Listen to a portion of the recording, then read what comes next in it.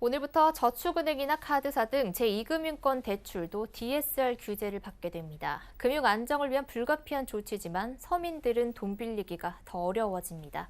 대출이 필요한 서민들이 이용할 수 있는 상품은 어떤 게 있을까요? 금융팀 이하라 기자와 이야기 나눠보겠습니다.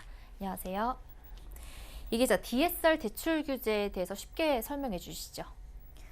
네, 총부채 원리금 상환 비율 DSR은 쉽게 말해서 대출받은 사람이 대출금을 갚을 능력이 얼마나 되는지 꼼꼼하게 따져보겠다는 겁니다.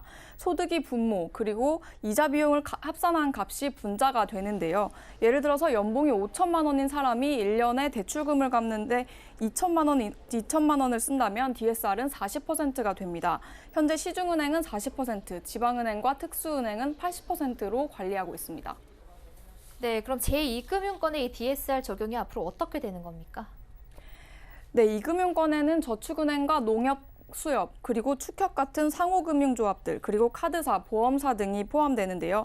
각각 사정이 다르기 때문에 적용되는 비율도 업권별로 차이가 있습니다.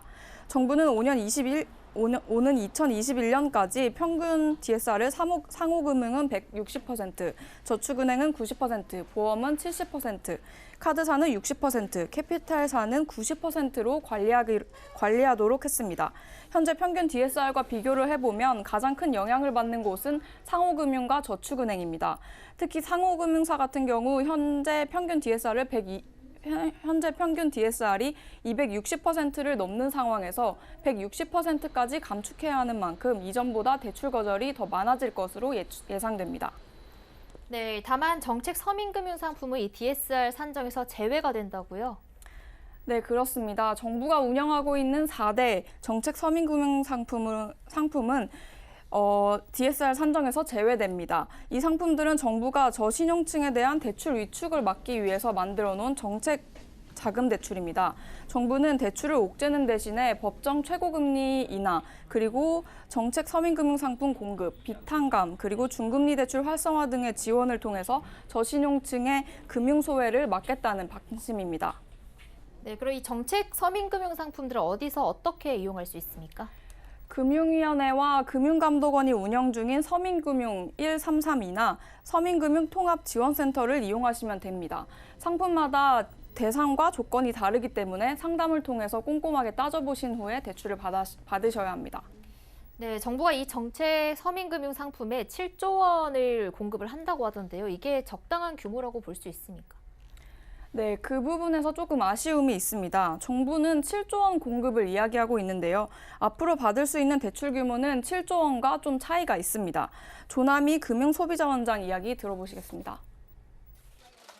기존에 나가 있는 것까지 다 해서 7조 원을 공급했다고 하는데 그거는 누적 개념이고요.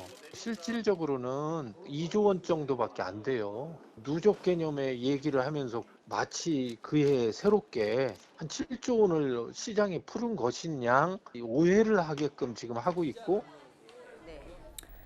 이미 대출이 나가 있는 거, 그러니까 정부가 대출을 죄기 전에 나가 있는 게 5조 원이고 정책 상품을 통해서 신규로 대출을 해준 게 2조 원이라는 말입니다.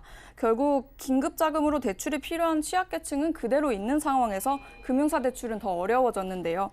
정책금융상품 규모가 부족하다는 걱정이 나오는 이유입니다. 네, 이금융경 규제는 강화가 되는데 정책금융은 또 부족한 실정이라는 얘긴데요. 이렇게 되면 불법 사금융이 확대될 우려는 없습니까? 정부가 이 정책 상품에 몇 명이 신청을 했고 또 승인은 몇 명을 해줬는지 자료를 공개하지 않고 있기 때문에 정확한 수치를 알 수는 없습니다. 하지만 취약차주들의 금융사 대출 승인율에 미루어 보면 50%를 넘는 것은 사실 불가능에 가깝고 많아야 30% 미만일 것으로 예상하고 있습니다. 정책 서민금융 상품을 통한 대출을 10명이 신청을 하면 그중에 그 대출을 받는 사람은 3명이 안 될 것이라는 건데요. 그러면 나머지 7에서 8명은 어떻게 되느냐, 이게 바로 문제입니다.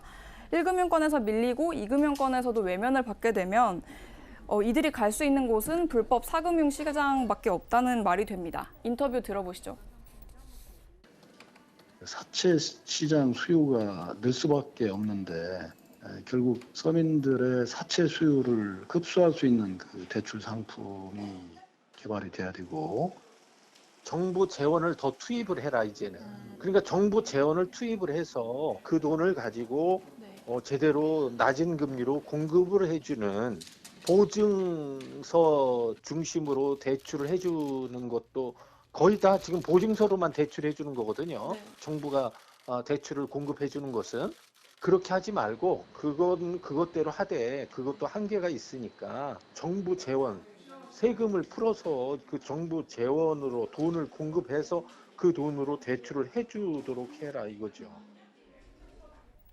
네, 정부가 가계대출 안정을 위해서 이제는 제2금융권까지 대출 규제를 확대하고 있는데요. 취약계층을 위한 보호장치 마련도 잘 병행이 돼야 할 것 같습니다. 이하라 기자였습니다. 감사합니다. 감사합니다.